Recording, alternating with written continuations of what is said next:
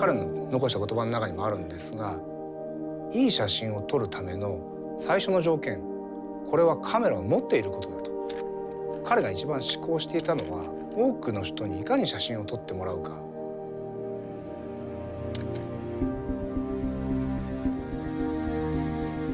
1960年代に前谷さんというオリンパスの技術者がいましてね。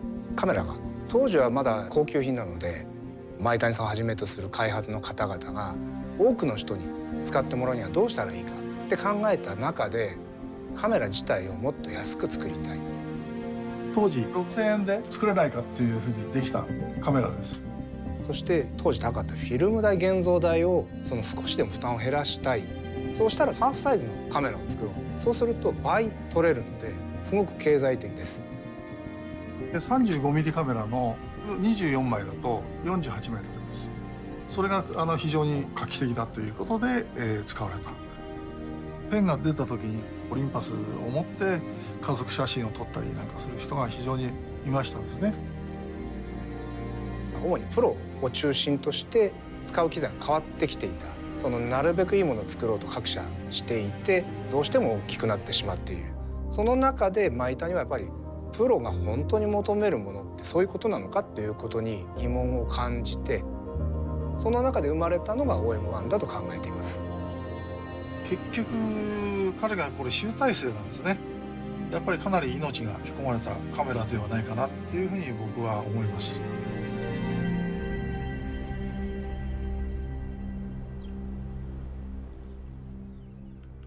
When I got into the newspaper business, it was just coming off the time when 2.25 was kind of the equipment preferred.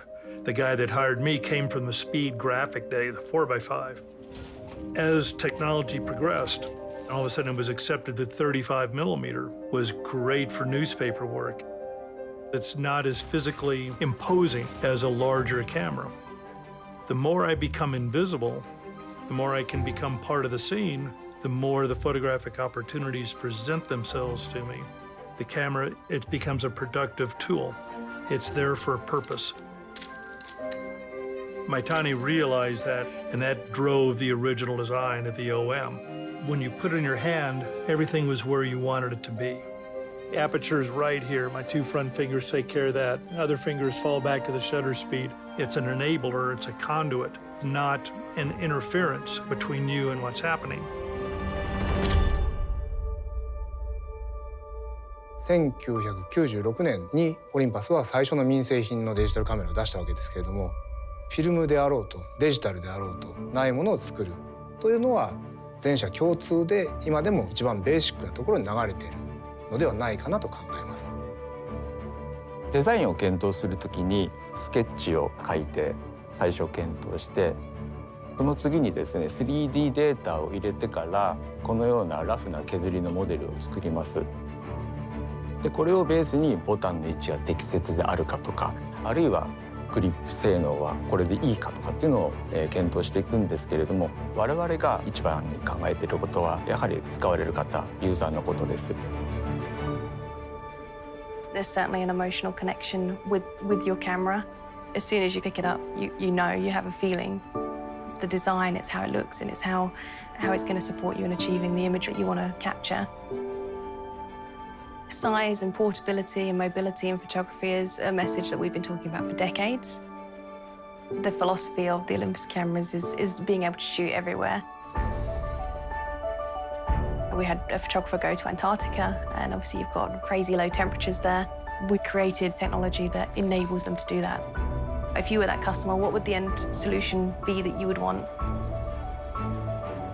It's important to always be thinking about what do people need, what are they going to need, what's the future going to be, and to aspire to deliver that.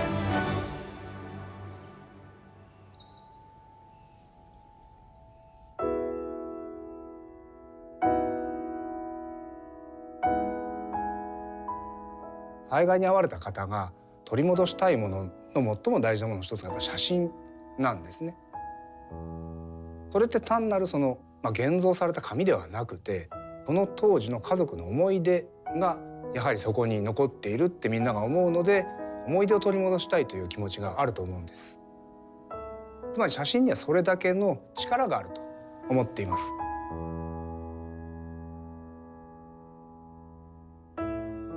I've got a photograph of our son. I think he was a year old.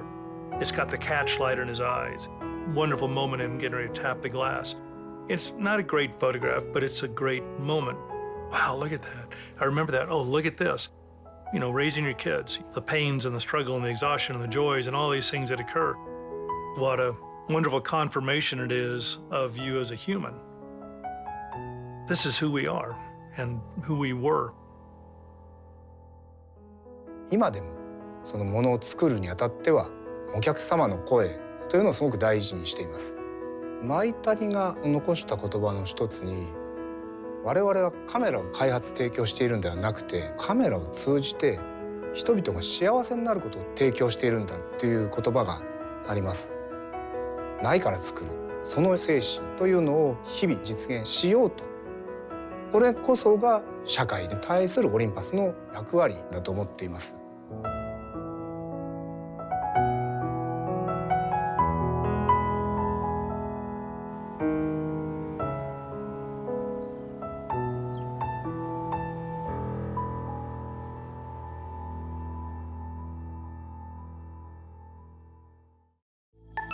Good afternoon, everybody, and welcome back to my Wednesday live stream in YouTube here, Red 35 Photography. Yes, if you're new here, my name is Jimmy Cheng. I'm a professional photographer, filmmaker, and an Olympus ambassador. Right, okay, of course I have a very informative and educational topic today, but as you all know that we have a brilliant news from Olympus this morning, so I must well once again talk to you once again. You know how excited I am about this announcement, and I'm pretty sure that some of you already shared the news already, and you know what's happening. But for those who don't, just to reiterate what's happening at the moment is that we saw an official announcement this morning from Olympus that you know, just giving a little bit more insight exactly what's going on with JIP at the moment. So they announced a brand new company, and it's called the OM Digital Solutions, which is actually cool because OM stands for, you know, it's all the OMD or the brand Olympus Matani a camera. So it's actually the original brand name. So it's got a lot of heritage, it's got a history behind the name. So I'm very, very excited about this. But more importantly is the continuity. So the continuity of the actual operation itself, not only for the R&D, but also for services and anything else relating to Olympus. It's what they call it business as usual, because of this deal. Because initially, you know, when they first announced that, you know, people were speculating, you know, exactly what is going to happen with, you know, the R&D, you know, all the engineers who used to work within Olympus headquarters. You know, they are designing not only for camera but also for their medical stuff. You know, people, including myself, didn't know what they're going to do with it. You know, whether they're going to split the team, then they're going to keep some engineers for the medical stuff, and then they're going to keep some for the camera business. You know, it's kind of like, it could be a mess. It could be a mess. You know, even though I was cautiously optimistic about it, but you know, we just didn't know the detail. But today, that's it. You know, they said the entire R&D department is going to the new company. That's basically for me is a very comforting factor, because these guys are genius. As you know, how much we like the Olympus lenses, and that's why we're all here, right? You know, we're all Olympus shooters here. Well, hopefully there are some new users here as well. But we love Olympus lenses and how they design the bokehs and how they render the images and how sharp they are and just how organic it looks, and that's what I like about them. So these guys are genius, and I think they are one of the best in the world. So I'm glad to hear that the entire R&D department is moving to the new company. So there will be a continuous development with all the new lenses that we will be seeing in the future. In the meantime, you know, another exciting thing that, you know, I know some of you guys saw some of the comments that people left in my earlier videos talking about this news is that, oh, you know, I don't know why this 5% means nothing. It means a lot, actually. You know, it means that Olympus is still somehow tied to this new unit, and also not only as a shareholder, but they will have a little bit of a say in it, in the board, and not only that, they wanted to keep the tie of this new company. You know, it's in a way, it's almost like I'm letting go my mature child, for them to explore the world by themselves instead of keeping it, within the family, treating a 50-year-old as their son, just at home. So this is kind of how I feel about it. So they want to keep the link there, keep the tie there with the new company, but letting the imaging business go out there in the wilderness to just explore the world by themselves. But I think it's a good thing. And finally, the imaging department can make up their own decisions and not so much tie into the family's controls. So now we should see some new changes within the actual imaging business. So that's exciting as well. As you can see some news already about GIP interview on DP Review. GIP actually starting to explore other avenues and other things that could hopefully make the business more viable and more profitable. They're not going to give up the image, like the camera business, which is going to be one of the strongest thing, but they're also considering moving into security cameras and things like that, but in a CCTV thing, which is not a bad thing. They're not going to make things like for consumer. They're more like looking into industrial solutions, which is actually where the money is. Obviously, they will be utilizing all the lenses they develop, which is another good thing. They're not going to waste the whole R&D team, right? They're going to have to make use of them to design something really cool. But while they're going into the CCTV, which is all video related imaging science, that means that we will be seeing more video focus within their product developments. So that's another good thing, because we all know that Panasonic and Olympus were like the two original Micro Four Thirds players in this field. And Panasonic has always been the video side, and then the Olympus is the photography side. But Panasonic has somehow evolved themselves and kind of catch up in some of the photography stuff in the last few years. But somehow Olympus hasn't quite moved the opposite side, where like just purely ignoring the video. That's a fact. But hopefully we'll see some more video focus and making sure that future products are more appealing to not just photographers, but other creatives as well, especially the younger generation. They say the up-and-coming photographers want to shoot both, and even myself, from a professional point of view, from work point of view, I do both video and photos as well. So this is what I think is a pretty interesting thing. But anyway, so I'm excited. I hope you guys are as well. If you haven't seen my video and just see my excitement, you can go back and check out later. But let's go back to today's topic is color and black and white photography. Whew, okay, this is cool, right? So let me know what you guys think about colors and black and white. And I want to set up this topic because I get asked so many times, yeah. And even if you go to any sort of forums and photography clubs, any lectures and things like that, people always don't know what to choose. Yeah. Oh, they will shoot an image, and they'll say, "Oh, is color better or is black and white better?" But for me, I'm trying to clear that up today. I'm trying to use this opportunity to clear this up, so that you can make up your decision whether you're going to employ color or whether you're going to go for black and white photography. We are kind of spoiled these days. Let's kind of say out first. We're kind of spoiled today because we have digital photography. In the old days, we don't. You put a black and white film into a camera, you get black and white. You can't change it back to color. I mean, kind of if you have color photos, I suppose, if you scan it, kind of digitize it, you can still kind of convert it into black and white. But when you're pretty much stuck. So like, I guess we now have a choice. But I think at the same time, it kind of confuses for a lot of new photographers simply because they don't quite understand both mediums, both options in photography. Colors and black and white are totally different things, and not only just superficially, but also the meanings and also in terms of directions is very, very different. The approach is totally different as well. So I'm going to show you a lot of the photos I took over the years and just give you some example. I'm going to talk you through it, why I chose color over black and white or why vice versa. I'm going to show you some digital images as well, which have both versions, so you can see why certain photos can work in color and black and white. So then hopefully this will clear things up a bit. So there we go. And let's start with this. Okay, let's start with a very vintage photo that I took. This is film, by the way. So like this, it was a color positive. So you can't really change black and white unless you digitize it. So this is a pure scan.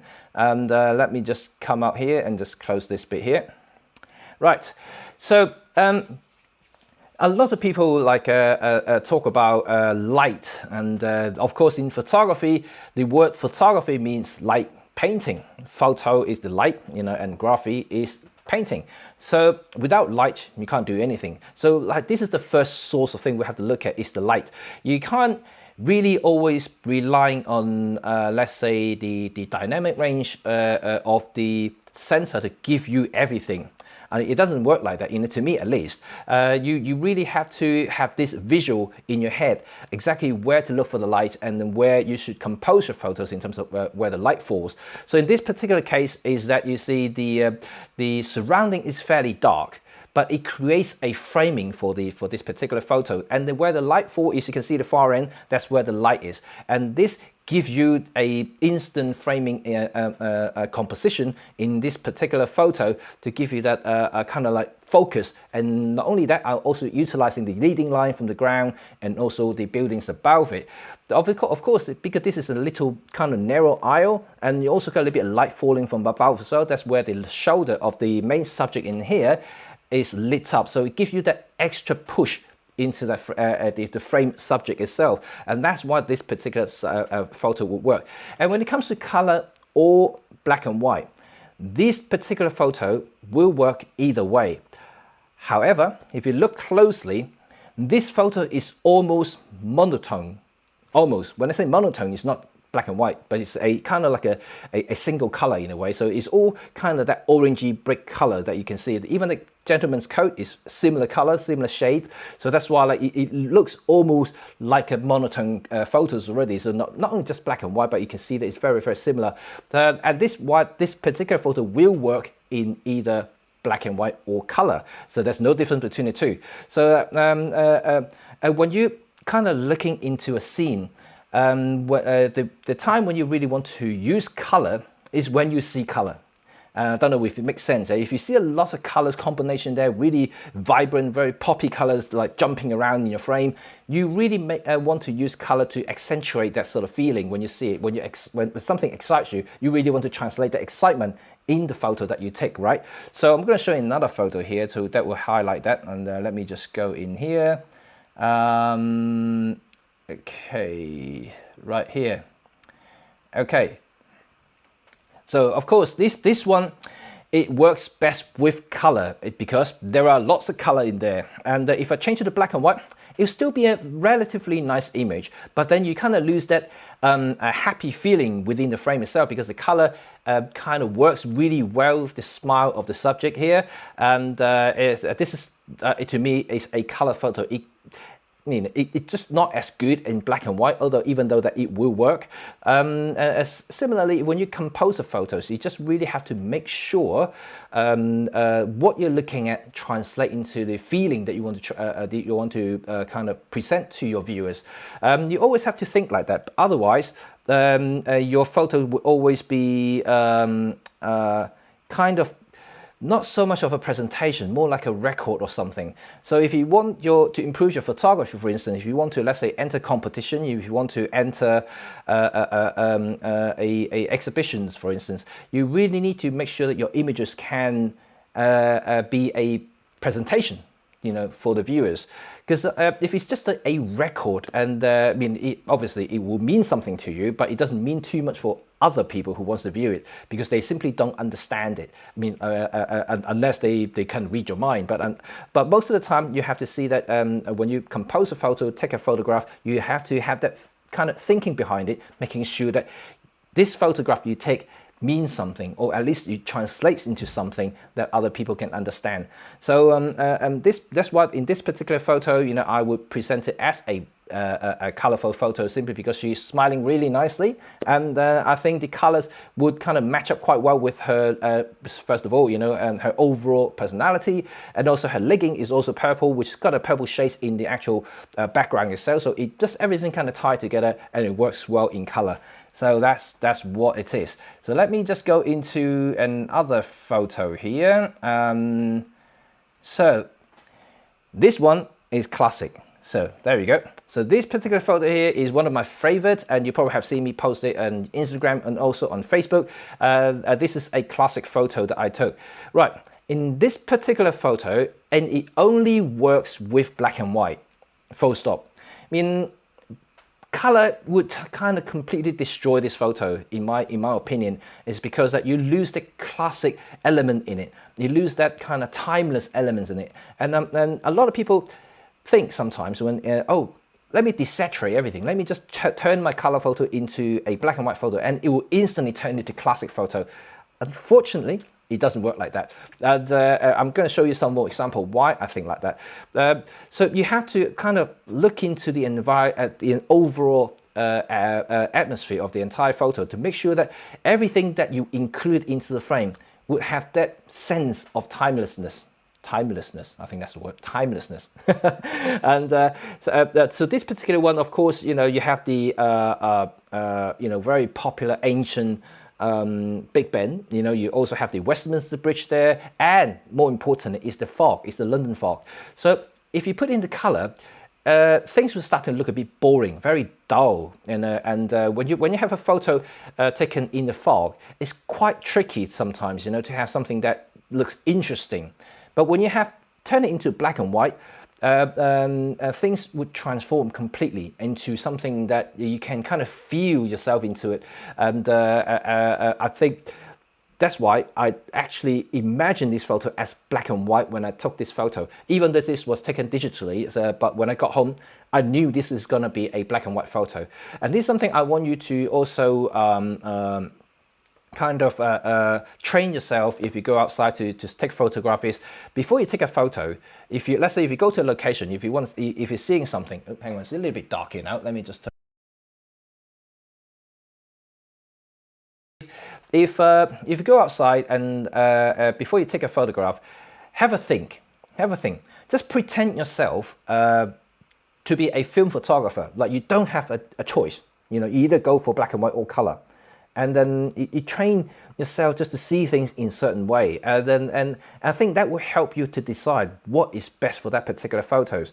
Of course, like I mentioned, there will be cases that will work both, so I'm going to show you in a minute. But most of the time, if you train like that, you kind of have a pretty good idea whether you want to go black and white or colors when you when you go home and do some editing. This is quite important to do that, because otherwise you're going to be spending a lot of time deciding in post-production, which to me, maybe because I'm working as a professional, time is like money. So like, I need to make sure that things I do translate into my editing time as well. So like, I want to do everything almost 99% in camera, including what I'm seeing. So like when I say that is that, oh, if I decided this to be black and white photos, when I go home, when I download the image from the card to the memory, to the computer, I know exactly what I'm going to do. I'm just going to basically heat up my preset, and that will be almost done there, and just a couple of sliders there, adjusting a little bit here and there, and that will be it. So for me, time is essence, but at the same time, I think it helps you visualize what you want to capture and what you want your image to look like, and what you want to tell your viewers and what it is. So I think it's very, very important. Let me just close this one up here and get you another photograph so you can have a look. So this is an interesting photo. Well, this is a portrait of a young boxer that I photographed a few years back now in a local boxing club. So this particular shot, and once again, it can work as a black and white, but I think color works well only because of one color in this particular photo. You probably can tell what it is. Is the red color. So like, even though that is similar to the other photo that I showed you earlier, like if I just go back to the other one, and let's go, oops, hang on, not this one. So if I go back to this one, right, when I talked about monotone earlier, so this is a monotone photos, because it's got that kind of yellowish, grayish color in here, and it's similar for these boxing photos. It has a very similar shades there. You got the off-white color everywhere basically, but there are bits of red colors in there, which is what gives this photograph a little bit of atmospheric change in terms of feel, and also highlighting his kind of personality within him. And I like the red in this particular photos, and I would like to keep the red in this. You remember in the old days, yeah, or not in the old days now, maybe 10, 15 years ago, there was a period where lots of photographs were done in a way that you keep certain colors but not the others. You change everything to black and white, but you keep the red or you keep the purple, you keep whatever colors. And I know those are basically out of date now. You know, you don't do that. That's really bad. And but this is actually pretty cool. And this photo won quite a few awards as a portrait. So I love this photo. And the reason why it is not only just about composition, lighting, and also the framing itself, but also about the color coherence in this particular case. Yeah, if you turn it into black and white, it will be quite okay. But it's just lacking that richness in it. So I think having that red in there, it would really, really transform it. And it's really good to actually have that red in this particular photo to give your viewers some interest and draw you into the subject, which also wearing red gloves and red boxer shorts. So which is important in this particular case. Okay. And let's give you another example here. Oh, selective color, that's it, David Crooks. Thank you, David. That's the techniques, right? I remember like about 10, 15 years ago, everybody was doing it. Everyone was doing it. Myself was guilty. I did a couple of them, but I just hated it. I really hated it. But my wedding clients wanted it, and so I just have to kind of oblige to do that sort of images for them. But there was only one wedding, and I did that once, and I just say no ever. It's just not something I don't think I would do it again. So I hope it gives you a little bit of a feel about what I just said now. If I go back to the original conversation about light, because you do need light to shape your images. So now let's talk a little bit about shadows, light and shadows, because it's important, right? If you're all fascinated about photography, learn about black and white photography, like shadow and light, it really, really helps to create that image and pop it out for you to see, especially for street photography, for instance. It gives you a lot of textures there. So I'll give you an example here, just an example. So like, first of all, is this one here. So, right, this is a simple image, very, very simple, taken in central London here. And you got a perfect scenario where the light is very, very harsh, but it works well. In this particular case, it casts a shadow for the subject who walking past me, and also like the building in the background is also very textured because of all the very harsh light. If it's a very kind of overcast day, it won't work at all. So like in some cases, if you want to introduce drama into a picture, harsh light can work to your favor. That's why something I do like to go out in wintertime, especially because you all know, I'm not sure about your area though, but in London or in UK, winter light is very, very different, you know, especially in early morning and late evening, when you can see this very low angle sun. And this is really cool, and I like shooting at that sort of time because when you see this long shadow cast behind the subject, and then you have this really, really, if it's sunny day, that is, if it's sunny day, and then you got these really sharp lights coming in, and you can create a lot of interesting photographs based on that light. This is what it is, and I like to show you exactly how you can use light to create the textures. But once again, if you know the different type of lights, you know, they all have different purposes and different characteristics. Harsh light works well in this sort of images. But what you may not understand or may not have heard of is that this obviously works very well for black and white, but at the same time, it works well for colors as well. So let me just show you an example of using the same technique, but in color photography. So let me just close this bit off. So there we go. So this is a color work, and you might think that, okay, I can turn this into black and white. It will also work well. Yes, you are quite right there, because I have the same kind of technique there. Harsh light, long shadows, leading lines, a lot of textures and everything like that. And oh, Buran, I have to go. Okay, catch you later. And so it's important to see that. But in this particular case, that red, again, is a poppy color. It's what catches your eyes and draw you into the subject itself, which are the two human being in the frame. And so this is actually an interesting color harsh light photography. I'll give you another example as well, which is very similar. Well, not quite similar, but it's a similar sort of technique. So in this particular case, it's actually shot in the evening, but you can see that where the light is falling is actually coming out from a shop window. Very harsh light. They have these spotlights on, this really big, massive spotlight. So the light is very strong. And what also interesting is, especially in digital photography, is color temperature. If some of you already know what I'm talking about, color temperature is very an interesting thing, and especially we have two complete contrasts. Yeah, so that's what happened in this particular photographs. Obviously, in the evening, the temperature is very low, and you got this blue hue in there. But you have this window light, which usually are kind of like this warmish color, and so it basically is complete opposite. But what I like about it is that the blue hue right at the back there and create such a contrast to the subject, which is this old gentleman who actually walked in front of me and being lit up by the window light. And so it's an interesting composition, and at the same time it uses the light to pop the subject out, which I did not do anything in Photoshop. I mean, obviously apart from the standard editing that I do, but it basically is what it is. It's just like that. But if you turn it into black and white, it probably wouldn't work, because you lose that visual interest in it. You lose the blue, so it's not catchy, and you may have the light, but the light itself is not strong enough to draw you into that corner, and because the blue would just become a gray color, so it just doesn't really work.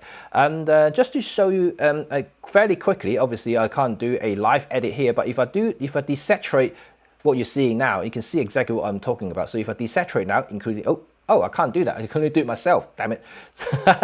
Live streaming, the brilliance of live streaming. So I can't really do that. I thought I could actually demonstrate that, but I can't. But anyway, so I hope you can visualize it. So the blue just become a gray color, and it's just losing that visual pop in this particular frame here. So if I go back to another photo as a black and white, so once again, you can see where the harsh light comes from. This harsh light would just give you that edge, and also more like an angle to give you that direction to draw your eyes, tell your eyes where to look. And you see how I composed this photo here, and I used the shadow, the angle from the light fall to create that arrow pattern, almost like an arrow pattern, to draw your eyes from left to right to that horse there. And because that pointy thing is almost where the horse is, that's exactly what I'm looking at, and this is how I want you to draw your eyes into it. So when you compose a photograph, there's quite a few elements you have to look into. Sometimes people may be just too eager, just think too quickly and just snap a photo like that without thinking too deep into the composition. But when they go back home, when they start editing the photo, they will start looking at the photo and say, oh, I should have done that. Maybe I should move myself this and that. The thing is, you see, a lot of you actually know what to do, but you just never really given yourself enough time to actually plan your shoot. And that's what a lot of beginner photographers makes a mistake that they make, just because they got excited, they got the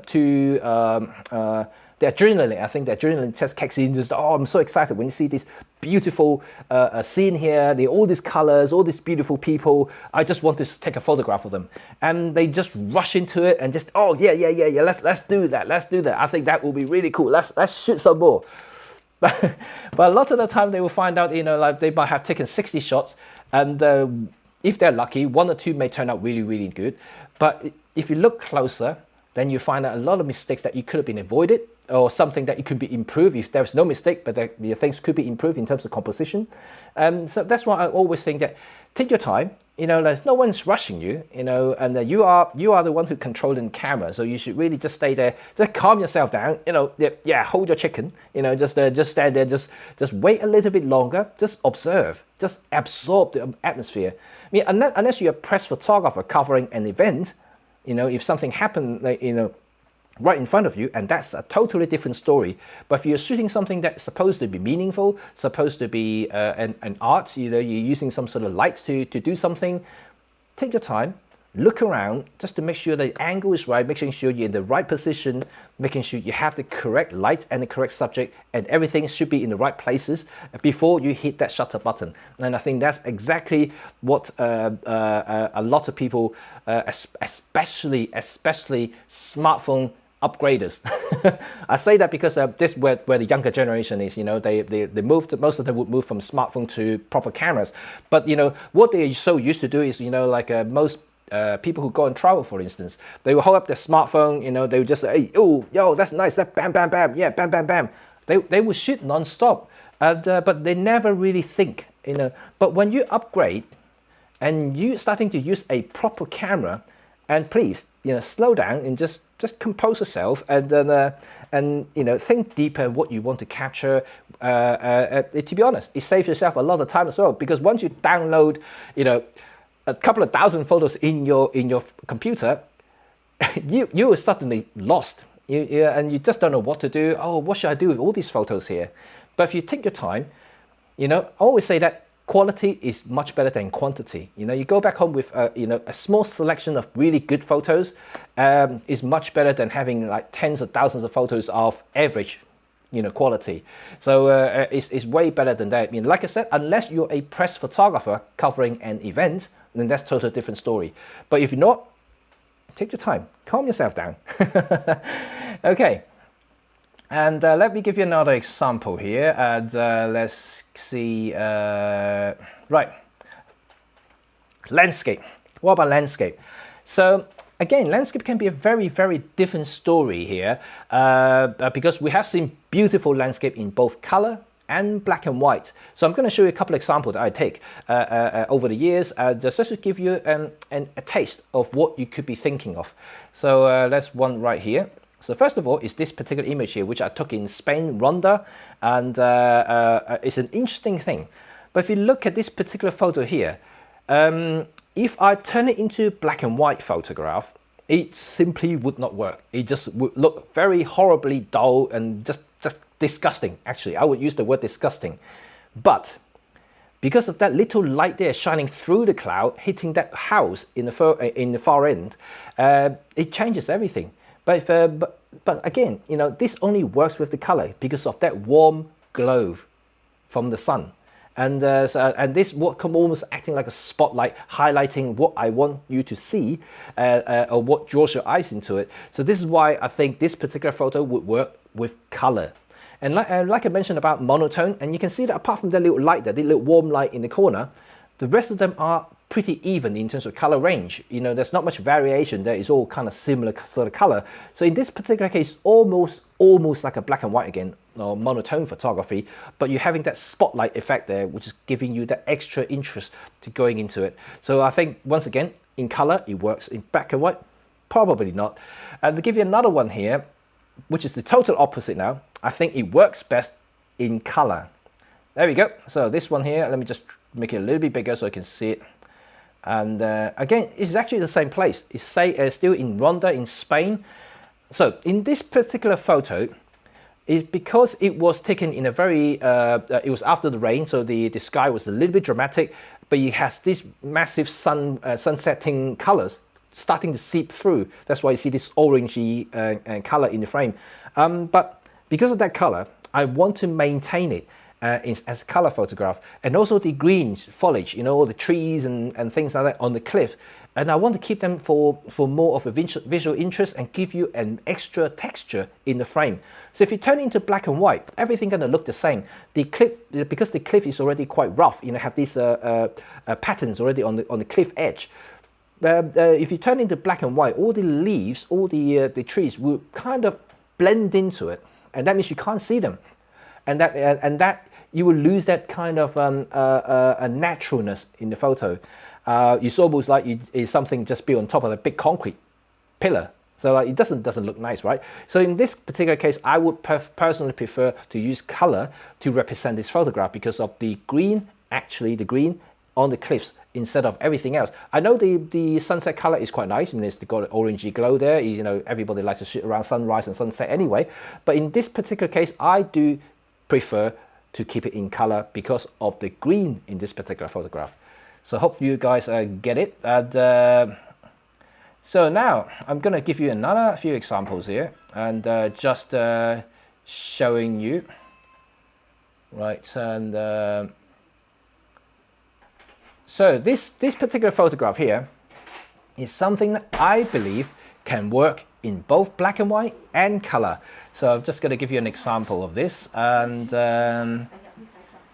like this one.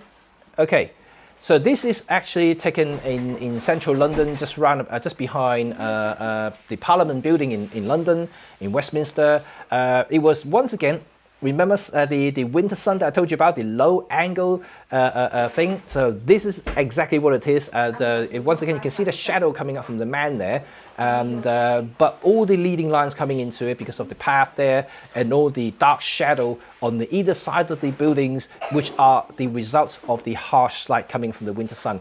And but this particular one, because the focus is actually on the texture of the man walking across, so it would work with black and white photography. So in this particular case, that I think this particular photo would work either black and white or a color. So this is a very, very different approach here. Give you another example here. So similar sort of effect here. So this is, of course, the famous Brooklyn Bridge, trying to mimic the Henri Cartier-Bresson, you know, like my favorite hero for street photography. So I'm just kind of copy him a little bit here.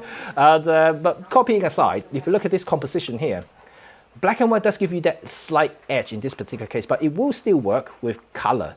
And simply because this particular location, this particular scene has been seen so many times through different time era, you know, like throughout the history.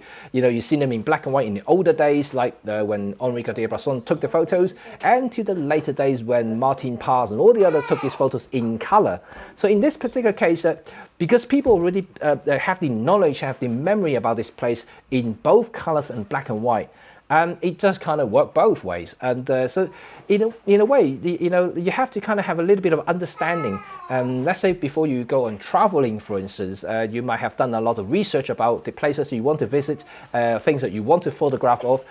Most likely you're going to Google the place and you see some images already. So if it's a very prominent and classic and also famous landscape or famous location, most likely it will be like this one here, so that you will see them in black and white and also in color. So in this particular case, you can kind of appreciate both sides. So in this, and so like that's why I'm saying you can actually use color and black and white for that only reason. For that reason, so it's no right or wrong in this particular case, and I don't think that I would prefer either way. But I know some of you already know that I'm always a black and white fan, so I always think about black and white. That's why I process this as a black and white only, because of my preference, more than I would say which one is better. So hopefully that gives you a little bit of an idea how I think about things sometimes. Okay. Hello, Corona. That's Manhattan Bridge. Oh yeah, that is Manhattan Bridge. Yes, it's not Brooklyn Bridge. Brooklyn is on the other side. Yes, that's taken near Dumbo. Right. Okay. So let's give you another photograph here. So it's an interesting one because so this one taken in New York, and the following two images are taken in New York. One, I think, is it looks good in black and white. Another one looks good in color, and I'll tell you exactly why that is. Okay, first of all, it's a black and white image here. So let's go have a look at this one here. So, right, okay, and so why is this one good if black and white? Well, first of all, if actually, I don't have a color file here. I could have shown you in color, but this particular image here, you can see that what I want to see is people crossing the street through the steam that's coming up from the thing underground, and the steam really creates a strong contrast in this thing. It will look a lot duller, a lot more boring if it's in color, and even though it's actually very monotone in this particular shot, because the road surface is actually black, and of course the buildings are kind of beigey color, and which is actually kind of the same colors throughout the entire New York anyway. But in black and white, it's kind of get rid of all that distraction.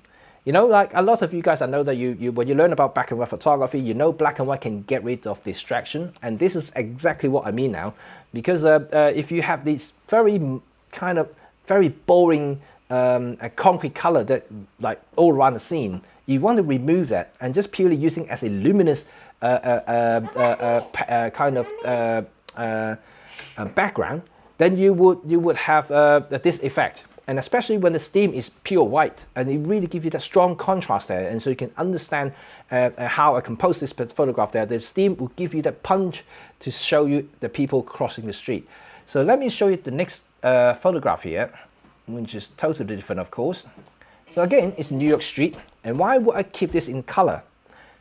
Well, of course, is the yellow cap and also the American flags behind. And if I turn it into black and white, it will just kill this photo altogether. Okay, you see this photograph here, you can see what I talk about, the monotone from the building services. They look all the same colors to me, you know, because for the whole New York has the same color wall. Everywhere you go is the same color. But in this particular case, because of the yellow caps and also the American flags, it really changes everything. I want to keep them in color because the yellow caps obviously is the iconic thing in New York, and the American flags, which shows you exactly where I took this photo. So that's why I keep these in color, because they do pop out of the frame, and I don't need to use any steam or anything like that to create a visual contrast, to create the punchiness so you can see what's going on. I don't need to do that because the color tells the story by itself, so I don't have to do anything. And that's why you need to learn when to use color and when to use black and white. Okay, and let me go on to another image here. So this is the portrait, and it's very different. So let's give you guys some Zohar. You guys know Zohar if you know what my previous videos. So this is a black and white photo, and by the way, I have not done anything in terms of effects, and matches my top. Indeed, mate. Indeed, David. And so this photograph, I haven't done anything in terms of visual effects. It's actually coming out from the lens. So I actually use what I call it the daguerreotype lens. I don't know how many of you are familiar with daguerreotype lenses. They are very basically 1800 designs, and they're very old kind of style. Got this swirly bokeh, and have these really old kind of lens glow from it. So you can create a very vintage feel of the entire image. So this is this lens is what I use in this particular photograph here, and because of that, and because what I used, I decided this will be a black and white, or at least a monotone photos, not a color photo, because it will be completely different. A lot of the cases when you use a vintage lens, for instance, adapted to your camera, and they will become very flat. And the reason is because a lot of the older lenses, they were designed for black and white photography, and having a lower contrast helps a lot in bringing out the details in the shadow, and also helps film speed. Remember, in the old days, films were very slow, and you really need to use a very different method to actually bring out the photograph itself in terms of contrast. So like, and that's why the lenses are usually almost like shooting raw. Everything's flat. You just have to kind of tune it up yourself after when you're doing editing. So this is a very similar kind of application here when you use a vintage lens. When you shoot something, they almost look completely flat. You have to do a lot of work to it to make it work. But in this case, I would preserve it into a black and white photos just because it is what it's designed for. It's a daguerreotype lens. It's an 1800 lens. You know, is no way I want to make it into a color photo. You just kind of destroy that feel for it. So Zohar specifically dressed into a very kind of 1960, 1950 look. So I thought that is a good match for it. So I use a daguerreotype, shoot it, bam, black and white, and that works well for this particular photo. Now I'm going to switch off to Zohar number 2, which is also on the same shoot actually, by the way. So this is the her earlier before we took that photograph. So this is a color, and I do not want this to be a black and white at all. So obviously you can see that this is a total different lens. It's not the daguerreotype. This is just a normal standard lens, but it's the autumn colors. Because of the autumn colors, the sun's shining behind her, and this is what makes it special. This is why I think color would definitely suitable for this particular one, and for having that black and white, removing the color distraction that I mentioned earlier would totally destroy it. because you do actually want to keep the color in this particular case, and that's why it works color for Zohar in this particular photograph here. So how will you guys get on? Hopefully that you guys are not too bored about what I just talked about. And are you guys still with me? Hopefully you guys are. Let me just show you a couple of more Zohar. So Zohar number 3 and Zohar number 4. Because I took these two photographs at the same place at the same time and I processed them differently. Right, first of all, I'll show you color version first. So this is her in color, which beautiful, it's nice. You know, you got the green on the side here, and then you got the light falling from the left. You got a really nice composed, nice light there to pop the subject out. Coupled with the subject isolation using a shallow depth of field setting, like i.e. 2.8 in my zoom lens, and so it just works really well in this particular case here. And I'll give you another one here, which is a black and white version of her. And let me just cover that up with black and white. So, oops, hang on, there you go. So this is a black and white version of this same photo, which again actually works in this particular case because of the light.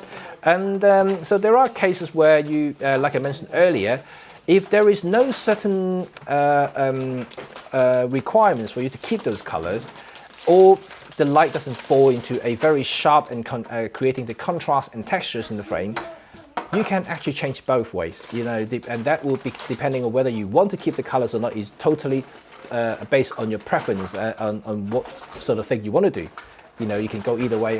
Just don't do selective color. That's what I want to say. Okay, so let me just give you another photograph here, and one second. Sorry about the rustling noise here. Okay, let's see.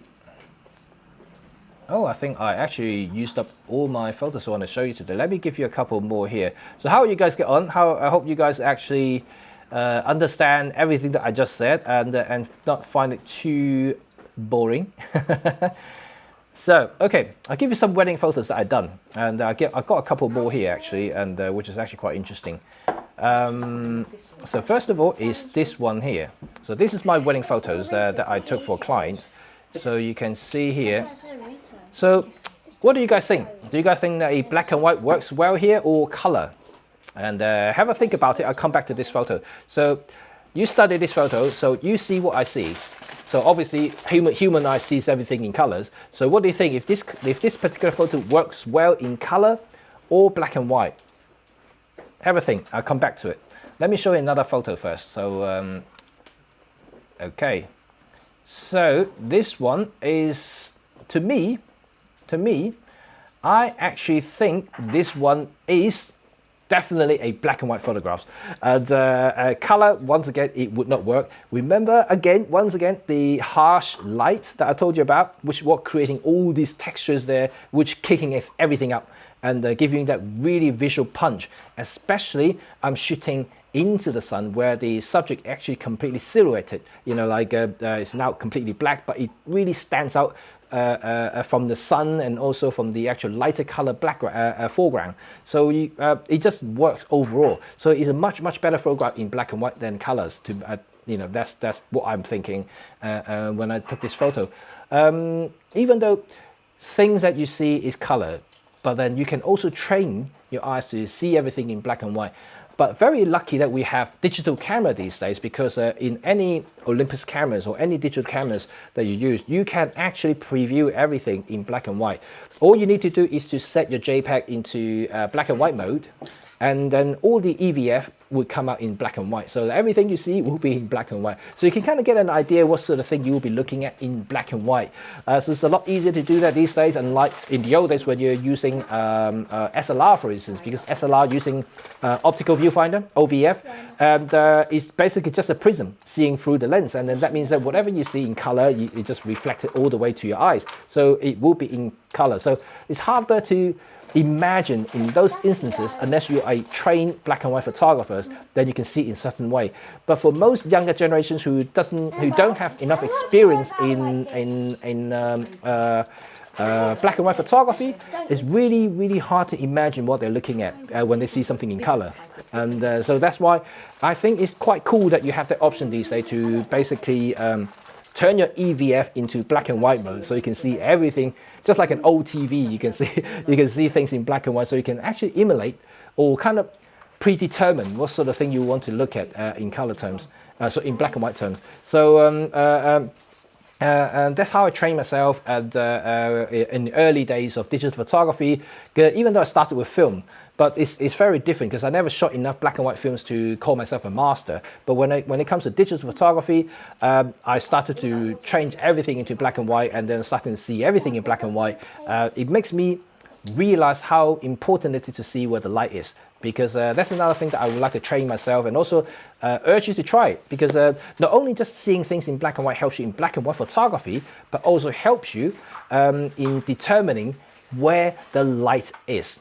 And that's very important, yeah, because sometimes when you look things in color, especially in like, let's say, a dull day like today in London here, everything just looks very flat here, and then you can't really see where the strongest light is, because they just look all the same to me. But when you turn it into black and white preview in the EVF, you really can see where the strongest light is, because a black and white preview will show you the luminance value only, so you can see where the brightest bit is, where the darkest bit is.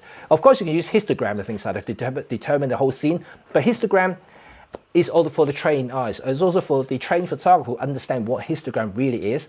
But for people who are, let's say, coming up from smartphone or beginner photographers, it's harder for them to understand what histogram or how to read the histogram. So having a black and white preview really gives you that sense of light intensity in a scene. So you can see, oh, the sky is really bright, it's white, you know, and then you can see the shadow is dark, and that's it. There's no colors there, so you can really tell exactly where the light falls. So that's very, very important. Okay, let me show you another photograph, and in a minute. So how you guys get on? And let's see. Koana said umbrella photo could work well in black and white and color because of the strongest contrast here. Right, let me just bring up your comment here. So the umbrella photo could work well, yep, and very well, okay. So let's see what else, who else think that color or black and white here?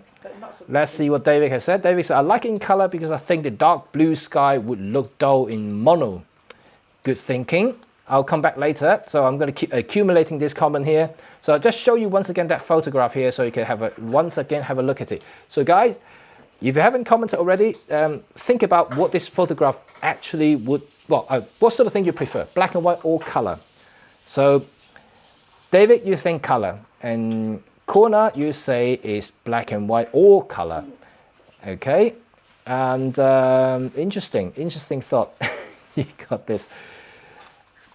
So David, you said OMD cameras, you can see what you would look like in black and white, but still have the raw file in color if you wish. And that's a very good point. For those people who use raw photography, who use raw files, and that's totally true, because even if you set the camera into black and white mode, the raw photo is a raw photo. It captures everything in colors anyway. It has all those values inside. Unless you have a black and white digital camera, and currently there's only a handful of them in the world, which is basically namely just Leica, who has black and white cameras. But all the other digital cameras you buy on the market these days are color. So when you shoot raw, all you have is a color file. You just have to desaturate it, or you have to just do some monotone processing. You know, for me, I use Silver Efex Pro from Nick, which that's kind of my go-to black and white conversions, and I just love having that flexibility there. So yeah, that is correct, that you can view everything in black and white and still process the photos in color. That's the convenience of digital photography, and that's why I said we're spoiled these days, right? You know, we're so spoiled because you know, unlike the old days, you either have the black and white film or you color film. Once you put it in the camera, and that's it, you're buggered. You mean you're stuck with the whole roll with black and white or color. That's why. Another reason why that you see it in the old days, and I don't know, you may not be as old as I am, but if you remember, you know, in the time when film was just still the thing, you go and travel, you see some like really keen photographers having 2 or 3 camera bodies in with them. That's the reason why they not only they have choices of black and white and color films in the bodies, but they also have different speed. Yeah, that's important, right? Remember, and not only just for black and white and color films, we are also limited by film speed. Yeah, now you can have a click of a button, you can change the ISO in the camera. In the old days, when you put in a ISO 200 film, 100 film, 400 film, you are stuck with that speed. That's it. You have no choice whatsoever. So you're pretty much stuck with that. And but at the same time, that's what learning. That's what about learning photography. If you grow up from the era, you know exactly what I'm talking about, right? And these days we have too many variables to try to understand, trying to compute in your head. I know that we have like aperture priority, we have auto ISO in the camera, but it really take away all this knowledge that you should be learning about the exposure triangle in the first place. So a lot of people are completely ignoring the fact that you need to understand exposure triangle, and that's why they keep getting the exposure wrong.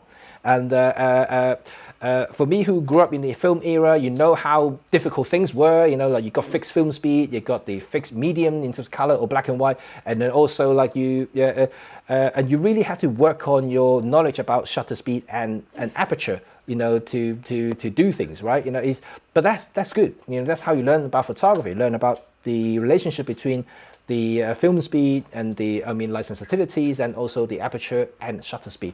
This is really important. Let's see. Okay, so we wet, you're here as well. Good afternoon. And black and white. Okay, you think it's black and white, but I think I can leave the shadow in building the region. Right. Okay, leave the shadow in the region. Okay, so let me see this photo. If I see what you're seeing, so like you want to lift up the shadow in the building region, so it means the center bit is going to be a little bit lighter in black and white. To tell you the truth, I did convert this into black and white to try it, and I didn't like it. Okay, and the reason is that because I think David got it, and no one is right or wrong here. It's purely my preference here. So the blue hue, not here, sorry, not this comment, it's earlier here. So this one here, yeah, because of the dark blue sky, really give you that visual interest in this particular case. And also, even though that the bride and groom there with the umbrella can work in black and white on its own, you know, if you're just purely isolating the subject, they can work either way, color or black and white. But if the overall image, if you look at the whole thing here, I deliberately take the exposures and edit it in a way that the trees are almost dark. You can still see a hint of green there, but that's it. You know, they're really basically shadow. And the building, I kept the building color in there just to show that it is a majestic looking structure. And if you took it in black and white, it suddenly took away the little elements in there. And I think that in this particular case, I think the color would work better than black and white. Not only just the deep blue sky, obviously that accentuates it and makes it a little bit more interesting, like what David said. If it's a monotone, it just becomes another shade of gray, and then it doesn't work quite well in this particular case. So, but that's only me. And if you prefer black and white and you think black and white will work, that will probably have a better editing and than I do, and then that means that you have a different approach. But that is all good, you know. Like I think in photography, that's the fun part of photography. I think that just depending on how people interpret things, for me, I would prefer to have a color in this particular case. That's really cool. See that there. Black and white. Hart also say black and white bring out the church. Okay, right. So a couple of you guys wanted to have black and white in this particular case. Okay, that's cool. Not a problem. Not a problem. Right. Okay, I'll give you another photograph here. And so this is another bride photograph. So let me just put it up here. So, you know, we talked about these classic elements earlier. You know, about the you know, looking at a classic scene, looking at timelessness, you know, of a scene. This is a timelessness photos. And why would I choose color and not black and white? And this is the photograph I gave the bride. So I did not give them a black and white version. I gave them a colored version. So have a think. You know, you can come back to me, and I'm going to come back to this photograph later. But have a look at it again. Why I chose color instead of black and white? And which one would you prefer, though? As even if you have a choice, would you prefer a black and white or color? So have a think about it. I do love this photo, and this is actually really awesome photos, and it just And also the bride just so loved this photo. It asked me to print it really giant and then a really big one. So I did give a really huge print for her. And yeah, it's a wonderful photograph. And yeah, have a think about whether you want it to be black and white or color. Okay, let me show you another couple of photos and then we can talk a little bit more, and then that will be it. So let's see if I find another one that is pretty cool here. Let's right. Okay, I've got one right here. Oh, let me just close this one here. Let me show you another photograph of Charlie. You remember Charlie? Charlie? Yes. Okay, right. There's one photograph of Charlie. This was taken with the very cool 75mm 1.8 premium lens. That's a really cool lens, right? So this one, it was a black and white photo, as you can see, and I love it to be in black and white and not color whatsoever. And because of one reason and one reason only, is that black tiles behind her, and also she's wearing completely black. Is almost black and white already. It's just her skin, obviously, and so you know she's already there, dressing like this in that sort of background, turning to black and white. You just give you the extra punch, together with those arrows that are pointing right at her. So I think that the black would definitely work in this particular photo, and color would be okay. You know, I think that this can be a dual processing. You can either do it in color or black and white, but I think color would not be as interesting to look at as the black and white. So I think in this particular photo, I think it just worked just tiny little bit better in black and white. And Charlie looks like in black and white. Okay, so let me show you another few photos here. I've got tons of photos I can show you, and yeah, that's really cool. So okay, this next one is very interesting here. Let me just show you here. Right, let me shrink it down a little bit.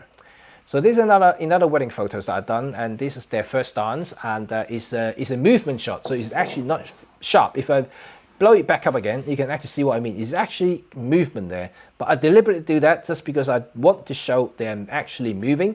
Oops, let me just pick it back down again. Right, okay. So this one, I chose it to be color, and there's a very simple answer, and black and white would not work in this particular case. And why color? Also have a think about it, and I'll come back to it. So it's very simple, and it's just a very easy decision here, and why I chose it to be color during processing. Because obviously when I do my commercial jobs, I will shoot everything in RAW. So like you said, I have the choice of processing in either black and white or color. But I have made the decision that to be a color photograph for that very simple reason. Okay, and right, let's come see what you guys are thinking about now. Okay, so Corner say that the okay, let's go back to that photo that I showed you earlier, so I can talk about that photograph. Let me just go back here. Oops, hang on. And right, this one here. Right. Okay. So Corner say it looks like a painting from the 19th century. Exactly, and that's really cool. I think that's exactly what I was trying to achieve with this particular photograph here. It looks like a painting. And as you know, in the 18th, 19th centuries, you know, in fact, most of the oil paintings in the past are almost exclusively in color. Not many people actually do in black and white painting. And so, because I saw this as a painting myself, this is exactly what I saw. I saw that as a painting myself. I thought, I need to keep this in color. Even though black and white may look a little bit classy, but then I think the color version of this would just make that painting look into the whole thing. The overall saturations there, the framing, the lighting, really creating that painting effect, and the light falling from the window to her dress, creating the extra texture, just gorgeous. And I think that this really shows the importance of color photography. So like if I have a black and white film in the film era, if I take this photo, it just would not work. I don't think that I would do her any justice of her beautiful dress there. So I think color in this particular case, just the answers for it. I think you're quite right there. And let's see what David has said here. Of course, the warm tones of the wood are essential. Yes, indeed, as well. And that also highlights the overall atmosphere. So this particular photo here is warmth. It's warm. You don't want it to be cold, even if you're in a castle. You know, like you just want to. It's a wedding, right? You don't want the wedding to be cold. You want it to be warm. So like the wood color really bring out, give you the extra warmth into it. So I think that is also true as well. And that is cool. That's very good. What's Potato Jet? What are you talking about, Potato Jet? And I do like that guy. That guy is very cool. That is, he's a funny guy. And okay, let's say heart. Let's see, and I think it's the wood color and the flower that you choose color, classic theme. Yep, it's more to do is what I think is a painting to start with. I think that's why I chose into color. And the wood, of course, like I mentioned, the wood, the flower less so actually. In this particular case, I don't think the flower actually plays a big part of it. It's more to do of the overall theme and the overall atmospheres and the color temperature, because the wall is actually almost like orangey color, and then you got the wood there. It just kind of blends in itself and just different shades of orange. But it just overall, I think it just pops the subject out completely, and it just makes it work. And like I said, it looks like a painting, and I want to keep it as a painting look, and that's why I think color really is the choice here. So let me just go here. We were saying contrast of opposite colors, right? Yes, indeed. Okay, Marcus, you got a question here. Let me just see. Is there a look? Wedding photo going black and white would look creepy. think Ghost Bride walking up the stairs. Well, you do have some really good classic bride photo. I'm going to show you one right now. So like, this is a black and white bridal photo, and so it can work as black and white. I think it works. It not necessarily needs to be color. So let me just close that one off. That is a funny way of putting it. So that's a black and white bridal photo, and it looks classy. It looks good, and in this particular one, I think actually color works well. Works slightly better in this particular case, even though that color could be an option. But then because of the actual composition itself, and I have the really dark black framing around her. And that's why when the light falls, you just create a visual pop for the subject itself, and it's a nice framing for her. So I think in this case, I think black and white works better. So let's go back to the other photo that I told you about, the dancing one. And so have you guys thought about it yet? Whether you guys think that it is a black and white photo or a color photo? I mean, I chose it to be color for a very, very straightforward answer, but what about you guys? What do you think? It's a motion picture. Motion picture? Picture with movement. Motion pictures mean movies, right? Okay, and all right, okay. The blue, oh, you got it. You got answer here, right? Okay, let me just go here. I agree with you where the blue and red are opposite ends of the spectrum. Yes, indeed, and really pops everything out. And not only that, you know, from just if you just by staring at it, the red color in this particular photo, it just goes straight into your eye, into your brain, and it just draws you straight away into it. You know, of course, in a wedding, you all know that if you shoot wedding, the groom is nothing. You don't have to worry about the groom. It's always about the bride, right? You know, like this is exactly what it is. So like, she's got that really nice smile there. It's their first dance, so like it's very intimate here, and she's dancing. You know, that's why I deliberately have a little bit of a movement here introduced, so like she everybody, all the viewers can see that she's actually dancing and moving. So that exactly the purpose why I chose a slightly slower shutter speed for this particular photo. But the red, you're absolutely correct. The opposite spectrum works particularly well, and that red just pops straight into your eye. And that is the reason why. Very, very true, and thank you for that. And you got it bang on, spot on. And David, my least favorite image. Oh, dear me, it's not your favorite image. No, that's okay. It's everyone got their preferences, right? Okay, we went here. I mean the opposite color, the female cloth and the blue light in the background in dancing photo. Yes, you did. Okay, so let me show you another photo, and let's see what it is. Right, let me just go back here Because they're friends. and see if I can find it. Sorry about that. Marcus is saying that you're not a big fan of RGB lights, whether it's in wedding or live gigs and things like that. Well, I'm telling you, if it's not your wedding, you are pretty much limited on what you can do, right? You know, like I didn't choose a light. You know, is what they set up for. I just have to make use of what I got basically in the situations and make sure that they look good. That's as much as I can do as a photographer.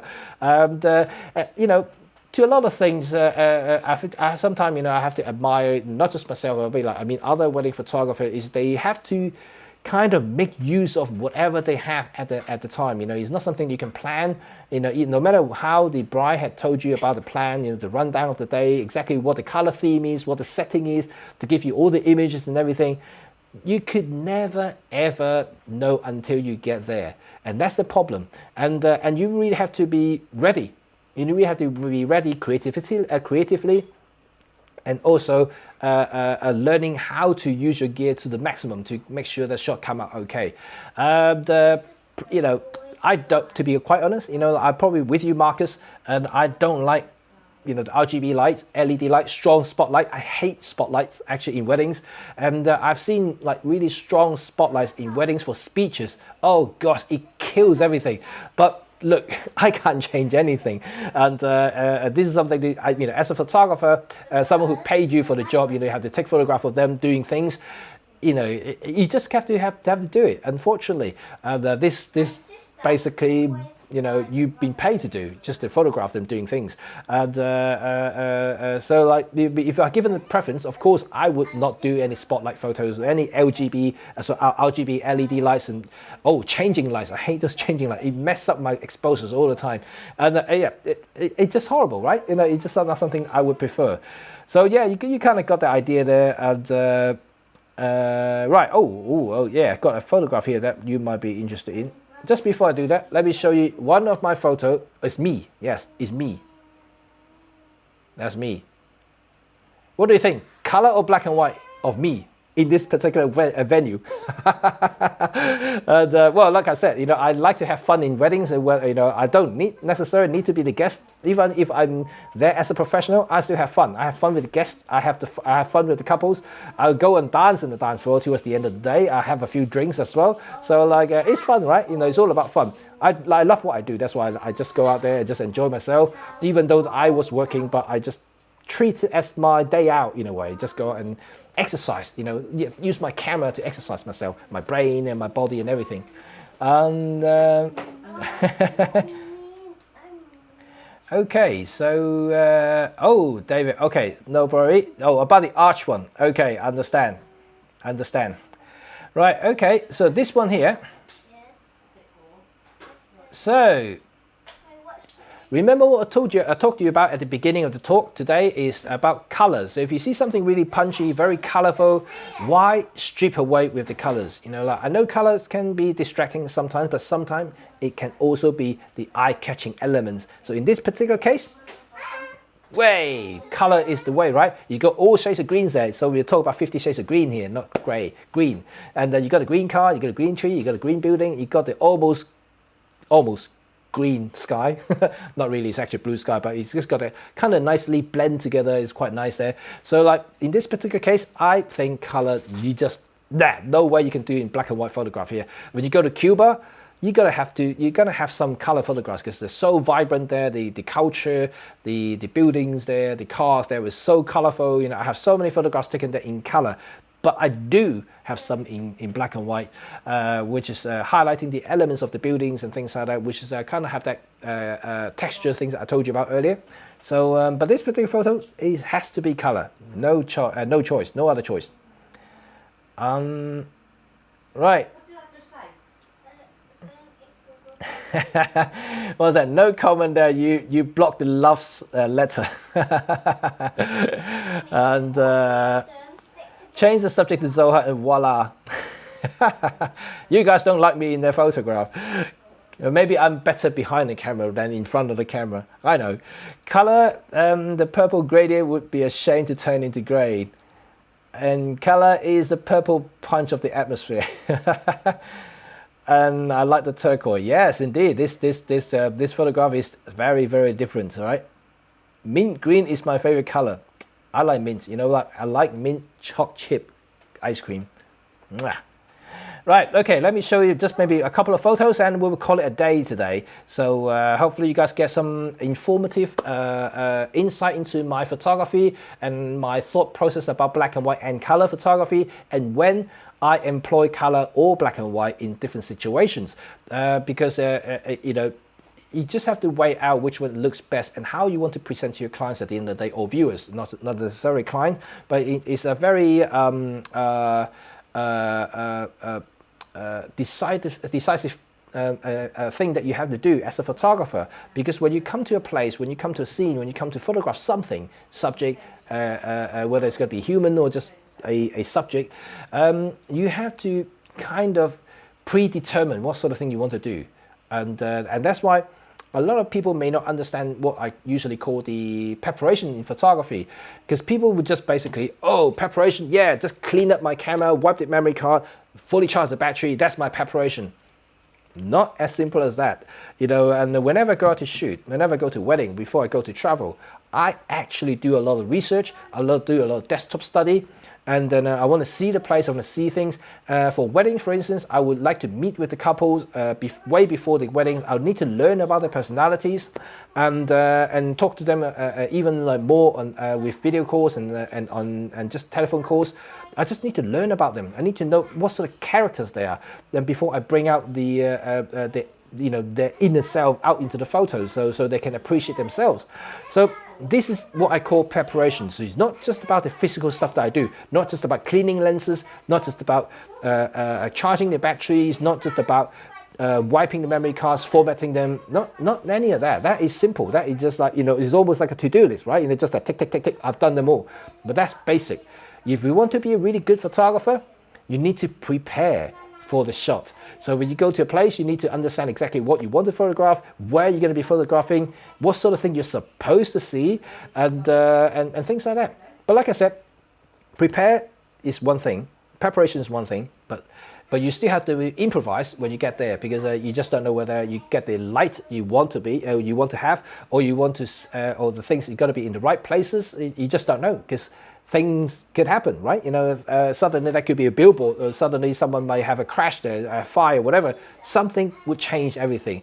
So you just have to be mindful about what you want to shoot, what you want to achieve, but also have an open mind at the same time, just to make sure that you have that flexibility there to achieve something that you want to achieve. So that's what I wanted to say about photography. It's not as simple as just by clicking the shutter button sometimes. And if you want to kick up a level, just to kick up a level, you know, and you really want to do just a bit more than normal, if that makes sense. Right, okay, and let's give you maybe just a couple of photographs here. And okay, I'll give you an interesting one. This is also from a wedding, and this is a dance floor photo with the guests. Right, okay. Last bit now. Okay, so this photo, interesting, right? Okay, I do second curtain long exposure shot with a flash on top of the camera. Simple shot. I like light painting, like we all do with Olympus people, and because we have the ability to do live composite and light bulb, but in this particular case, I didn't do any of that. It's a simple 2-second shot with a second shutter, a speed light bursts out the frame. So it's a very simple setup there, but I created a lot of things. But in this sort of thing, what do you think are black and white or color? So last question, and I'm going to talk about something else, but before we end today's talk, so have a think about this photograph here and think about whether it's going to be good in color or black and white in this particular case here. And so just go back to things that we just talked about, and I think all of you guys are really good. I've seen some of the really like awesome photos on Facebook already, and everything else. I think overall, many of you know exactly what exposure is, how to operate cameras, and everything just looks great. And but for people who may be just starting out in photography and want to learn a little bit more about photography, for people who want to improve the photography, and this is something that I truly believe that, you know, you have to go beyond what other people has done. You know, you have to do a little bit more, not just doing what the norm does. You know, like if people just say, oh yeah, get this lens to do this, oh get this camera to do that, oh you have to set this setting, this and that. Those are, I would call it the fundamentals of photography. You know, you have to know how to operate a camera. Of course, you have to learn about exposure triangle. Yeah, you need to get the right exposure, right? You need to do this and that. But those are fundamentals. But if you want to be a really good photographer, you really want to be a great photographer, you will have to go beyond that. You know, because operating a camera should become a second nature, regardless. You know, you should actually hold a camera here. You just do whatever you need to do, and everything should be second nature. You don't need to think about operating it. It should just be bang, bang, bang, bang, bang. That I know exactly what I'm going to do with the camera. That's what you're supposed to be. So you should spend that time looking, observing the photograph you want to capture. You want to observe the scene, you know, making sure that everything falls into the right places, and make sure that the photograph has that meaning that you want to translate into the translate to the viewer. Everything has to come together to make that great photograph that you want to make, and that is the key point for any great photographers. And if you look at the, I'll just give you one example, just one last example about my hero, Henri Cartier-Bresson, street photographer, the godfather of street photography. And if you look into his book, look at a lot of the street books, he talked about preparations a lot. In a lot of the photograph, iconic images that you saw that he did, he actually planned those photographs. He actually went back and forth, study their location, study the behavior of those people who are around the area, study the lighting, study different time. You know, like he actually studied the place. So that's what I call preparation. You know, he knows how to take a photograph. He knows what sort of shutter speed to create, what sort of effect. He knows exposure. Those are fundamentals. But he planned everything. So all those images that you saw, okay, capturing the perfect timing is one thing, but he wanted to capture that. He actually had that eagerness to capture that moment. But he needs to know when to capture that moment.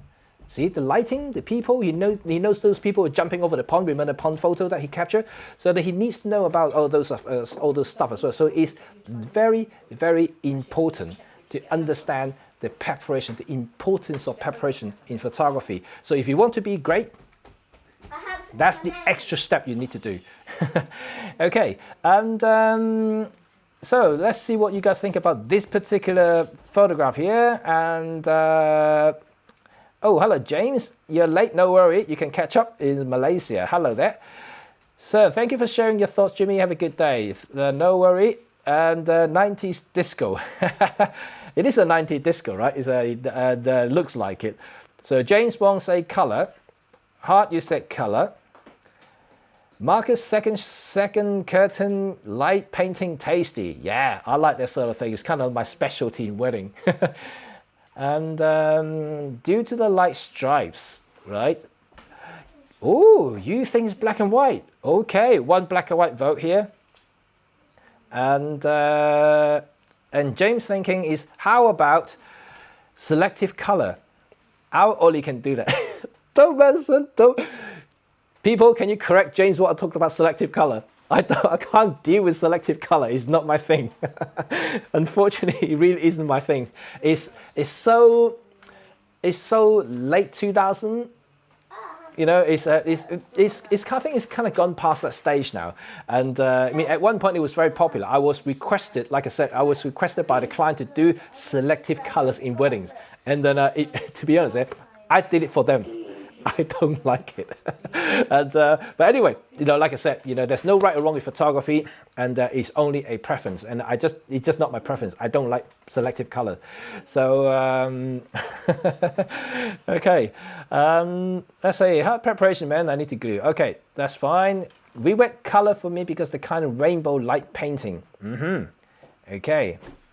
And oh, second black and white. I would be interested to set it in black and white as the eye. At least for me, it defaults it to the light, not the people. Maybe that's what they want, or personal. Right, okay. And David, you said color. Okay, cool stuff. Right, Yes, to me, it's a color. And so that's my preference in this particular case. And that's for a lot of reasons. Because I think in this particular case, a black and white will strip away the liveliness in this particular photo. So because it's a very vibrant dance floor, you know, people were dancing with energy there. And sometimes I think black and white photography would take away the energy. It really depends what it is. But in this particular case, if you turn it into black and white, it really kind of suppress the energy in these particular photos here. You know, there may be light there, there's some bright elements in there, but you lose the colorfulness in this particular thing, and then you literally strip away all the energy from it. And even though it may look classy or classier, but then I think the energy comes from the color in here. So that's why a lot of my dance photos similar to this are all in black and white. And sorry, not black and white, sorry, color. It's all in color. I'll show you just one more, which is exactly the same thing here. And so this is also in color as well. So it's a very similar thing. And which is a very similar process. Yeah, light painting, second curtain, 2 seconds, speed light, bam. It's like this. That's what I do. But they like it, you know. Like my clients actually always like this sort of effect as well. So it's all part of the fun, and I do enjoy this process. Right. Okay, that's it for my photo sharing today, and also my talk. And what do you guys think? And hope you guys enjoy this educational live talk today. And hopefully I show you enough examples to demonstrate the importance of black and white and color photography, and also when you should be considering black and white or color photography. But more importantly, it's all about taking you to the next level from one thing. Preparation. Yeah, you remember it's all about preparations, and then you have to kind of almost predetermine what sort of thing you want to capture, how you want to present your photographs and everything like that. And don't forget, you've got the raw files anyway. That means you can still go both ways if you really want to. But if you have already get an idea what sort of thing you want to capture, it saves you so much time as a photographer. It saves you so much time in editing, because you can go straight into it, do it in black and white or color straight away without having to kind of think about it, which way works better and so forth. So having that preparation would save you so much time, and also makes you a better photographer because you see things in a specific way. And that's all I want to talk about today. So thank you very much, and I hope you enjoyed today's video. And you are very free to leave some comment down in the description here, and if you want to suggest anything you want to learn about in the future, and if I have the capabilities, if I have the time, and also space to demonstrate something, I would do so. I will let you know exactly what's going on. And yeah, hopefully you enjoyed this. And don't forget that I will have another Sunday videos here, and this Friday. And also, speaking of like photography, remember I am going to have a competition very soon. I organize this personally. I organize this all by myself, but I'm going to have a lot of sponsors coming in, and it's going to have a lot of great prizes. And I want all of you to enter because you'll be winning something really cool there. And I have really, I don't want to spoil anything at the moment, but I will let you know as soon as the detail comes out, because I'm going to settle all the rules. I'm going to have a judging panel, proper judges, and they're all great photographers there. They will help you out, and so that will be really, really fantastic news. So hopefully you guys can all have some fun about this competition here. It's all about sharing knowledge and get inspired from each other.